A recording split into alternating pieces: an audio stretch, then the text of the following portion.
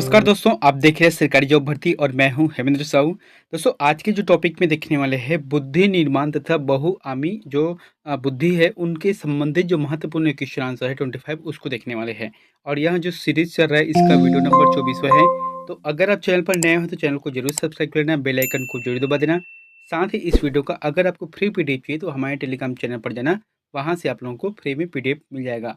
तो चलते हैं वीडियो की तरफ। आप लोगों के लिए जो पिछला वीडियो में होमवर्क दिया था उसको देख लेते हैं कि भाषाई कौशलों के परीक्षण की सरल एवं अधिक प्रभावशाली तकनीक है।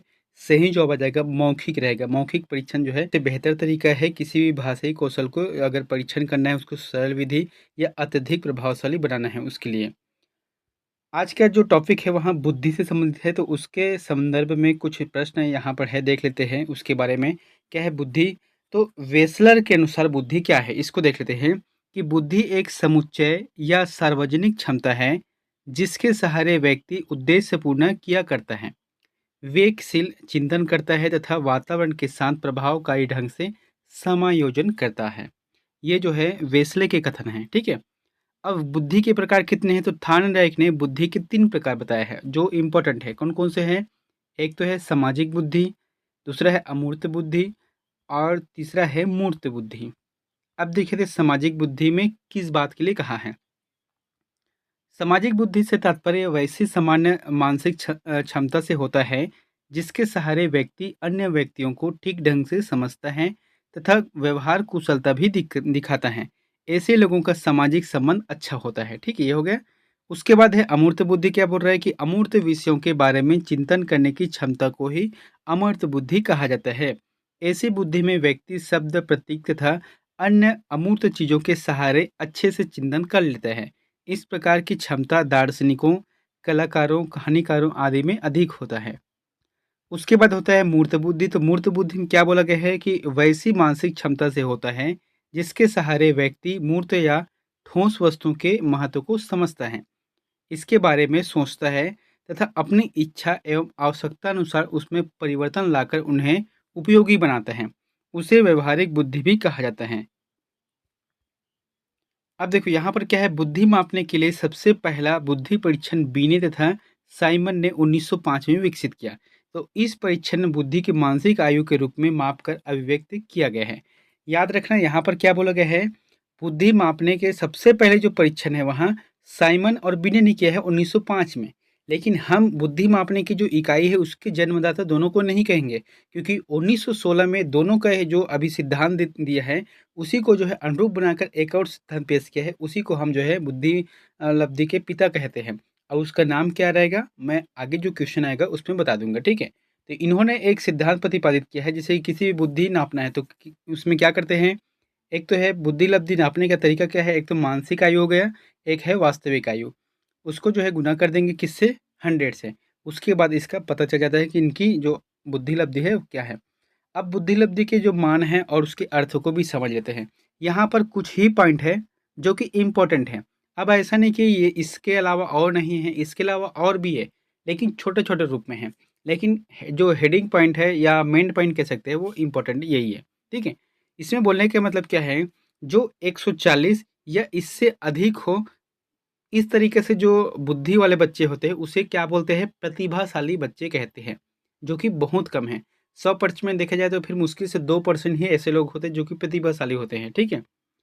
उसके बाद आता है 120 से 139 तक से जो अति श्रेष्ठ की श्रेणी में रखा गया है। फिर आता है 110 से 119 तक के जो कि श्रेष्ठ श्रेणी में रखा गया है। 90 से 109 जो कि सामान्य श्रेणी, जैसे कि जो सामान्य बच्चे रहते हैं, ठीक है, तो ये क्या है, एक सामान्य बच्चे के रूप में आते हैं। और इनका जो आईक्यू लेवल है वहाँ 90 से 109 तक के रहता है। उसके बाद है 80 से 89 क्या है, मंद बच्चे के रूप में है। उसके बाद 70 से 79 सीमांत मंद बुद्धि के बच्चे रहते हैं। 60 से 69 के बीच में जो मूढ़ बुद्धि के बच्चे रहते हैं। और 20 से 59 के बीच में जो है हीन बुद्धि के बच्चे रहते हैं, ठीक है। या 20 से अगर कम देखा जाए तो फिर उसे जड़ बुद्धि के बच्चे इसको संज्ञा दिया गया है। ये जो है बिने और साइमन के हिसाब से इसको परीक्षण किया गया है, इसका अर्थ निकाला गया है, ठीक है। अब देखते हैं पहला प्रश्न को देखते हैं। पहला प्रश्न क्या है, निम्न में से कौन सा बुद्धिमान बच्चे का लक्षण नहीं है। तो बुद्धिमान बच्चे का लक्षण नहीं आपको बताना है। ऑप्शन क्या है पहला, वह जो लंबे निबंध को बहुत जल्दी रटने की क्षमता रखता है। तो ये जो है बुद्धिमान बच्चे की लक्षण नहीं है, क्योंकि बुद्धिमान बच्चे रटते नहीं हैं, वो समझते हैं। इसलिए कह सकते हैं इसका आंसर पहला रहेगा, जो कि लक्षण नहीं है। बाकी जैसे कि बुद्धिमान बच्चे का लक्षण क्या-क्या हैं? वह जो प्रभावपूर्ण एवं उचित तरीके से संप्रेषण करने का क्षमता रखता है। दूसरा है वह जो मूर्त रूप से सोचता है, और तीसरा है वह जो नए परिवेश में स्वयं को समायोजित कर सकता है। ये जो है बुद्धिमान बच्चे के लक्षण हैं, लेकिन आंसर के हिसाब से क्या है, लक्षण नहीं में पहला आंसर सही रहेगा। अगला है, एक बालक जिसकी बुद्धि लब्धि 105 है उसे वर्गीकृत किया जाएगा। तो किसमें वर्गीकृत किया जाएगा? सामान्य बुद्धि में। अभी बताया था सामान्य बुद्धि का 90 से 109 तक के बीच में है, ठीक है। अगला है, बुद्धि के संबंध में सही कथन क्या है? तो सही कथन क्या है? उपरोक्त सभी रहेगा। जैसे कि समायोजन करने की क्षमता का नाम बुद्धि है, जैसे बताया था आप लोगों को परिभाषा में। जो समायोजन करता है किसी भी शब्दों में, है ना? उसके बाद है सीखने की जो क्षमता का नाम भी बुद्धि है। तीसरा क्या है? संक्षिप्त तार्किकता की क्षमता का नाम बुद्धि है। ये जो है बुद्धिमान व्यक्तियों की पहचान है। अगला है, बुद्धि लब्धि मापन के जन्मदाता है। बहुत ही अच्छा है। जैसे कि मैंने आपको बताया था बिने और साइमन, इन्होंने 1905 में प्रतिपादित किया था, लेकिन उसी को जो है 1916 में बिने साइमन परीक्षण का सबसे महत्वपूर्ण संशोधन टरमैन ने किया है। टरमैन ने स्टैनफोर्ड विश्वविद्यालय में किया है, और इसी संशोधन से बुद्धि लब्धि के संप्रत्यय का जन्म हुआ, और बुद्धि को मापने के लिए मानसिक आयु की जगह बुद्धि लब्धि का प्रयोग करने लगा। इसलिए हम कह सकते हैं, क्या बोला गया है, बुद्धि लब्धि मापन के जन्मदाता कौन है? टरमैन है। अगला है, बुद्धि के बहुकारक सिद्धांत के प्रतिपादक है। तो बुद्धि के बहुकारक सिद्धांत का प्रतिपादक कौन है? सही जवाब आ जाएगा थार्नडाइक रहेगा। अगला है, बुद्धि एवं सृजनात्मक में किस प्रकार का सहसंबंध पाया गया है? तो किस प्रकार का सहसंबंध पाया गया है? सही जवाब आ जाएगा धनात्मक, धनात्मक रहता है। अगला है, मानव बुद्धि एवं विकास की समझ शिक्षा को खालिस्तान योग्य बनाती है। कहने का मतलब क्या है? एक शिक्षक को योग्य बनाती है किस बात पर? मानव बुद्धि और विकास की समझ शिक्षक को खालिस्तान योग्य बनाती है। मतलब सही आंसर रहेगा विविध शिक्षार्थियों के शिक्षण के बारे में स्पष्टता। ये आंसर रहेगा, जिसके बारे में स्पष्टता रहता है तो योग्य बनाने का काम करता है। अगला है, खालिस्तान के अतिरिक्त बुद्धि के निम्नलिखित पक्षों को स्टर्नबर्ग के तंत्र सिद्धांत में संबोधित किया गया। तो उनके जो कौन से सिद्धांत है स्टर्नबर्ग के? सिद्धांत इसमें संबोधित किया गया सामाजिक में, है ना? यहाँ पर सामाजिक के अतिरिक्त जो बुद्धि के निम्न पक्षों को स्टर्नबर्ग कहाँ सिद्धांत के अंतर्गत किया गया है। अगला है, हावर्ड गार्डनर का बुद्धि का सिद्धांत खालिस्तान पर बल देता है। तो हावर्ड गार्डनर ने जो बुद्धि का सिद्धांत दिया है वह किस बात पर ज़्यादा बल देता है? सही जवाब आ जाएगा प्रत्येक व्यक्ति की विलक्षण योग्यताओं पर। इन्होंने जो है प्रत्येक व्यक्ति के अलग अलग विलक्षण रहते हैं, जैसे कि हर व्यक्ति है तो उसमें कोई ना कोई रूप से अलग अलग विलक्षण रहते हैं, उसमें लक्षण रहते हैं। इस बात को जो है हावर्ड गार्डनर ने अपनी बुद्धि का सिद्धांत में प्रतिपादित किया है। अगला है, बुद्धि का तरल मोज़ेक मॉडल किसने दिया था? तो किसने दिया था बुद्धि का तरल मोज़ेक मॉडल? सही जवाब आ जाएगा केटेल, केटेल ने दिया था। अगला जवाब है, अगला प्रश्न है, चेस तथा कार्ड को निम्न निम्न में से किसमें वर्गीकृत किया जा सकता है? जैसे लड़ाई वाले खेल में, बौद्धिक खेल में, प्रायोगिक खेल में, गतिमान खेल में। सही जवाब आ जाएगा बौद्धिक खेल। जैसे चेस रहता है, ठीक है, या ताश के पत्ते खेलते हैं, कार्ड खेलते हैं, तो उसमें क्या है, बुद्धि का खेल रहते हैं, है ना? जैसे खासकर चेस में, इसमें जो है बुद्धि यानी कि आपको ज्ञान पर निर्भर करता है कि कितना चाल चलना है, कितना नहीं चाल चलना है, ये सब उसी में रहता है।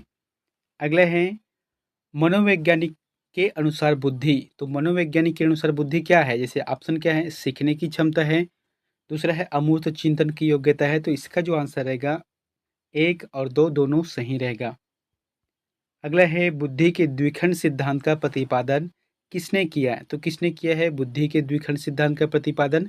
सही जवाब आ जाएगा गिलफोर्ड ने किया है। याद रखना है, बुद्धि के द्विखंड सिद्धांत का प्रतिपादन गिलफोर्ड ने किया है।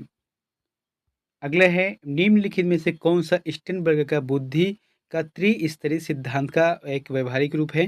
सही जवाब आ जाएगा व्यवहारिक बुद्धि। व्यवहारिक बुद्धि जो कि देखो यहाँ पर क्या बताया था मैंने आपको, द्विखंड सिद्धांत। तो द्विखंड सिद्धांत जो है बुद्धि का गिलफोर्ड ने दिया है, जबकि थर्मोडायक ने कौन से दिया है, त्रिस्तरीय सिद्धांत दिया है बुद्धि के। तो उसमें से एक जो सिद्धांत है वह व्यवहारिक बुद्धि के अंतर्गत आता है। आगे ना यहाँ पर त्रिस्तरीय है, तो फिर कौन आ गए, स्टर्नबर्ग आ गए। तो यहाँ पर द्विखंड बुद्धि है, उसके सिद्धांत का बुद्धि है, तो फिर गिलफोर्ड आ जाएगा। अगला है, किसने सबसे पहले बुद्धि परीक्षण का निर्माण किया? तो किसने किया है सबसे पहले बुद्धि परीक्षण का निर्माण है जो है, सही जवाब आ जाएगा अल्फ्रेड बिने। अल्फ्रेड बिने ने किया है। अगला है, बहुबुद्धि के सिद्धांत के संदर्भ में एयरफोर्स पायलट बनने के लिए निम्नलिखित में से कौन सी बुद्धि की आवश्यकता है? अब आपको ये बताना है एयरफोर्स के जो पायलट बनना है उसके लिए जो है बहुबुद्धि के सिद्धांत के अंतर्गत बुद्धि की आवश्यकता है। कौन सी बुद्धि की आवश्यकता है? गतिक गतिक बुद्धि की आवश्यकता है। अगला है, इनमें से कौन सा त्रितंत्रीय सिद्धांत में व्यवहारिक बुद्धि का अभिप्राय नहीं है? तो त्रितंत्रीय सिद्धांत में जो व्यवहारिक बुद्धि का अभिप्राय कौन सा नहीं है? सही जवाब क्या जाएगा, सेकंड रहेगा। यानी कि कहने का मतलब क्या है, केवल अपने विषय में व्यवहारिक रूप से विचार करना, ये इसका अभिप्राय नहीं है।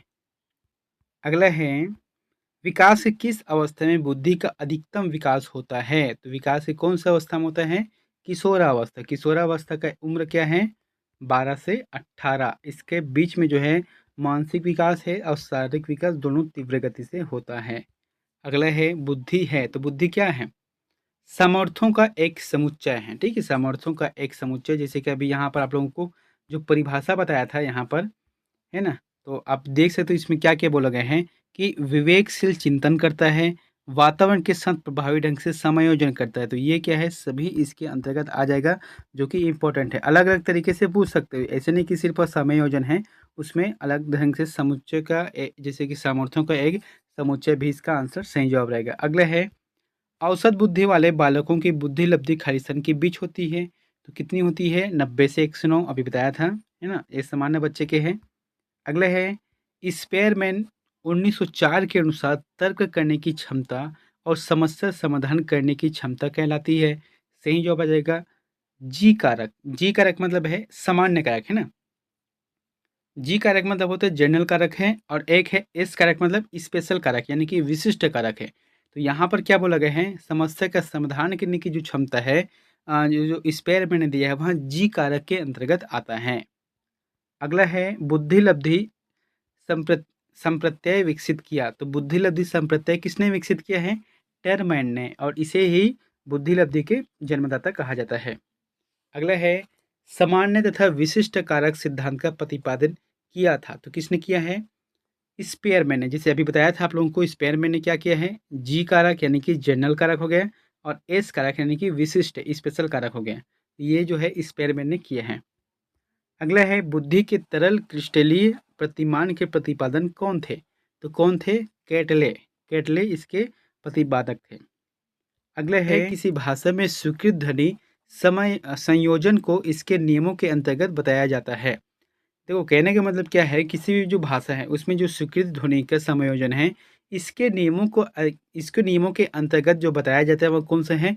सही जवाब आ जाएगा ध्वनि संबंधी। इसका जो आंसर रहेगा ध्वनि संबंधी रहेगा। दोस्तों अगला प्रश्न है आप लोगों के लिए होमवर्क है, तो इसका आंसर हमें प्लीज़ कमेंट बॉक्स पर जाकर जरूर बताएं। प्रश्न क्या है कि 5 वर्ष मोहन की मानसिक आयु 8 वर्ष है, उसकी बुद्धि लब्धि कितनी है? जैसे कि आपको मैं शुरू फार्मूला बताया था बुद्धि लब्धि नापने का, उसी फार्मूला में यहाँ बनेगा। क्या बोला गया है, एक मोहन नाम के व्यक्ति हैं जिसका उम्र जो है 5 वर्ष है, जबकि उनकी मानसिक आयु जो है 8 वर्ष है।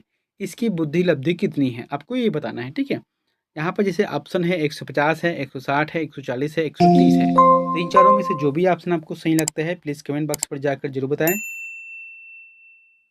मिलते हैं नेक्स्ट वीडियो में एक नई जानकारी के साथ। Thank you.